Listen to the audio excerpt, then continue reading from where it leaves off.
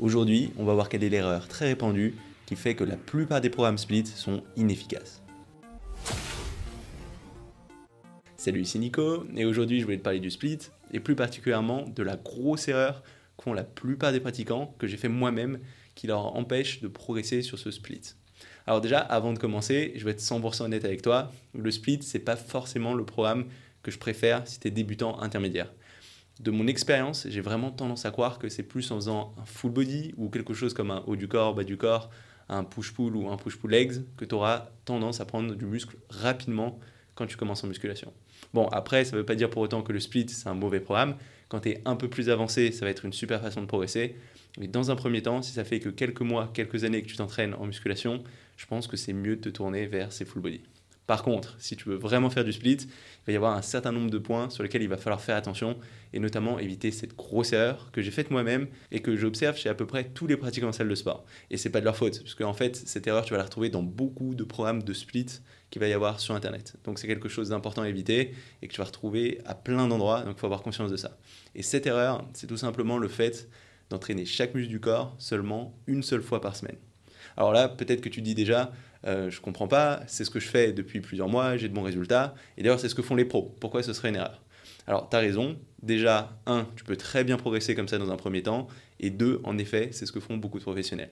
Alors par contre, ça ne veut pas dire pour autant que ce sera la meilleure façon de faire quand tu commences en musculation. Parce qu'au début, quand tu vas commencer à prendre du muscle, quoi que tu fasses, quel que soit l'entraînement, vu que ce stimulus de l'entraînement il est complètement nouveau, ce sera toujours plus ou moins efficace pour te faire prendre du muscle.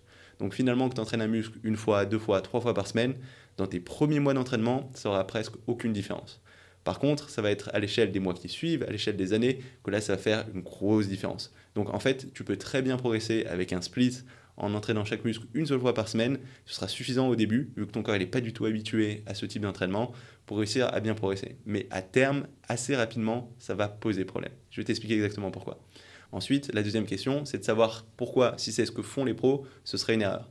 En fait, ce qu'il faut comprendre, c'est que les pros, ils s'entraînent comme des pros. Mais pour arriver à ce niveau-là, ils ont fait d'autres programmes avant. Et que c'est seulement parce qu'ils ont ce niveau avancé, parce qu'ils ont cette masse musculaire et qu'ils ont besoin de continuer avec des programmes plus avancés pour continuer à prendre du muscle, qu'ils vont faire ce genre de programme. Mais du coup, ce qui va permettre à un pro de continuer à prendre du muscle, ce ne sera pas le même type de programme qui va permettre à un débutant de progresser. Et notamment dans le cadre de la fréquence d'entraînement, un pro il sera bien plus capable de stimuler un seul muscle en profondeur au sein d'une même séance, donc il aura besoin de l'entraîner moins fréquemment, et en plus, ces pros en général, ils ont soit des génétiques incroyables qui font qu'avec peu de fréquence, ils arrivent à maintenir un état anabolique, soit souvent ils sont dopés, et du coup, ils n'ont pas besoin d'autant de fréquence pour maintenir ce phénomène d'hypertrophie de prise de muscle. Donc concrètement, si tu viens de commencer la musculation, tu peux très bien prendre du muscle en entraînant chaque muscle une seule fois par semaine. Et en effet, les pros, c'est bien ce qu'ils vont faire en général, entraîner chaque muscle une seule fois par semaine, même s'il y a des exceptions. Mais si toi, tu n'es pas encore professionnel et que ça fait plusieurs mois que tu t'entraînes, tu vas te retrouver dans un état intermédiaire où travailler une seule fois par semaine, ça ne va pas être suffisant. Alors je vais t'expliquer exactement pourquoi travailler un muscle une seule fois par semaine, ce ne sera pas suffisant sur le long terme. En fait, ce qu'il faut que tu comprennes, c'est que le principe de la muscu, ça va être de fatiguer le muscle, de créer un certain nombre de symptômes pendant ta séance d'entraînement, et ensuite de le laisser récupérer pendant ton temps de repos avant de le retravailler. Et le truc, c'est que pour la plupart des muscles, même si tu les fatigues complètement avec une séance très intense, il leur faudra pas une semaine complète pour récupérer. Par exemple, si tu prends les biceps, ce sera des petits muscles, donc tu vas les cramer assez facilement avec un petit nombre d'exercices, mais il va falloir aussi relativement peu de temps de repos pour les faire récupérer après. Donc si tu travailles ces biceps seulement une seule fois par semaine, ça va poser un problème, puisque en gros, tu vas complètement les fatiguer pendant ta séance très intense, mais ensuite, peut-être 3 jours après, tes biceps, ils auront complètement récupéré, et du coup, il va y avoir plusieurs jours qui vont passer pendant lesquels ces biceps, ils auront récupéré, ils n'auront pas de nouveaux stimulus d'entraînement, vu que tu les entraînes seulement une fois par semaine, et pendant ce temps, ils vont avoir tendance à perdre le muscle en plus que tu auras construit, cette surcompensation que tu auras acquis dans la douleur pendant ta séance d'entraînement. Donc en fait, dans l'idéal, il faut que tu retravailles un muscle juste après qu'il ait fini de complètement de récupérer, de complètement surcompenser, créer plus de muscles, plus de force. C'est à ce moment-là qu'il faut réenvoyer une séance d'entraînement. Et le truc, c'est que pour la plupart des muscles, ça va être plus fréquemment qu'une fois par semaine. Et ce que je te conseille de faire, en fait, c'est même d'entraîner chaque muscle au moins 2 fois par semaine, et c'est un minimum. Après, il va y avoir quelques exceptions. Par exemple, si tu prends les jambes, si tu les travailles très dur, vu que c'est de très gros muscles, ils vont prendre beaucoup de temps pour récupérer et tu pourras peut-être les entraîner une fois par semaine, avoir de bons résultats sur le long terme sur ces gros muscles des jambes. Par contre, comme je te l'ai dit, plus le muscle sera petit, plus ce sera rapide pour le fatiguer pendant ta séance d'entraînement, mais aussi plus il va récupérer rapidement, et du coup, plus il faudra le réentraîner rapidement pour ne pas le laisser perdre cette surcompensation après qu'il ait fini de complètement récupérer. Donc typiquement, ça va être vrai pour les biceps, les triceps, les épaules, les mollets. Tous ces muscles-là, tu auras besoin de les entraîner au moins 2 fois par semaine, voire dans l'idéal peut-être 3 fois par semaine. Pour le reste du corps, 2 fois par semaine, c'est un bon repère. Après, par exemple, pour ce qui est des dorsaux, des jambes, ce sera des assez gros groupes musculaires. Et en faisant 1 fois par semaine, tu t'en sors à peu près bien.